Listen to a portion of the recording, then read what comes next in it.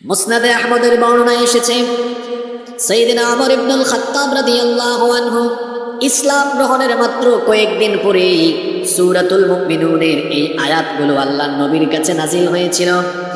নবীজির কাছে যখন ওহী নাজিল হতো তখন বিভিন্ন রকমের অবস্থা হতো। ওহী নাজিল হওয়ার মোট 7টি পদ্ধতি আছে, তার মধ্যে একটা পদ্ধতি হলো মাঝে মাঝে আল্লাহর নবীর কাছে ওহী নাজিল হলে মৌমাছির গুঞ্জনের ন্যায় আওয়াজ ধ্বনিত হতো। এই আয়াতগুলো যখন আল্লাহর নবীর কাছে নাজিল হচ্ছিল, মৌমাছির গুঞ্জনের ন্যায় আওয়াজ শোনা গেল। ওমরে ফারুক রাদিয়াল্লাহু আনহু তিনি বুঝতে পারলেন এখন আল্লাহর নবীর কাছে ওহী নাজিল হচ্ছে। নবীজির পাশে থাকা সাহাবীরা সবাই চুপচাপ হয়ে গেলেন। আল্লাহর নবীর কাছে যখন এই আয়াতগুলো নাজিল হয়ে গেল, আল্লাহর নবী সঙ্গে সঙ্গে কিবলামুখী হয়ে 2 হাত আকাশের দিকে উত্তোলন করে দোয়া আরম্ভ করলেন। আল্লাহুম্মা জিদনা ওয়া লা তানকুসনা ওয়া আকরিমনা ওয়া লা তুহিন্না ওয়া আতিনা ওয়া লা তাহরিমনা ওয়া আথিরনা ওয়া লা তু'থির আলাইনা ওয়ারদিনা ওয়ারদ আন্না।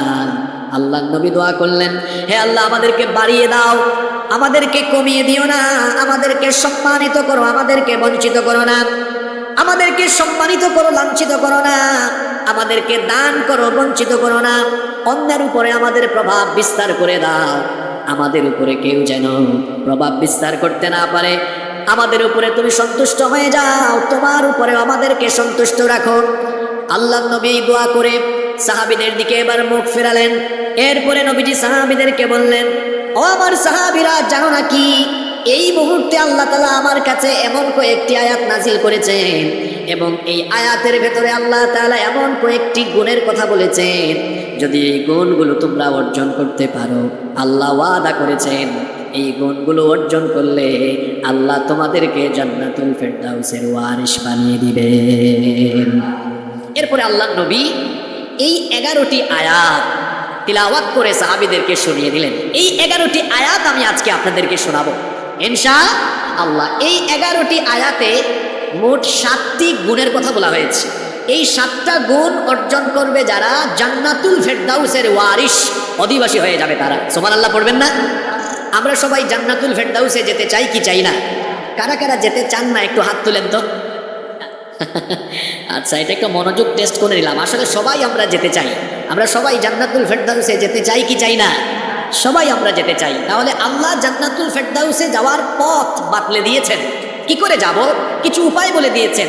কি কি গুণ আমাদের মধ্যে থাকলে আমরা জান্নাতুল ফেরদাউসে যেতে পারবো, এখানে আল্লাহ তা বলে দিয়েছেন। মাত্র 7টা গুণ, এগুলো আমাদের ভেতরে থাকলেই আমাদেরকে জান্নাতুল ফেরদাউস দেওয়ার ওয়াদা যিনি করেছেন, গলার আওয়াজ বড় করে সবাই বলেন তো তিনি কে? প্রথম আয়াতে আল্লাহ বলছেন, قد أفلح المؤمنون الذين هم في صلاتهم خاشعون। অবশ্যই সফল কাম হয়েছে মুমিনরা। প্রথম আয়াতে বলা হলো অবশ্যই সফল কাম হয়েছে মুমিনরা। কথা বুঝে থাকলে বলেন তো সফল কাম হয়েছে কারা? জোরে বলেন কারা? মুমিনরা।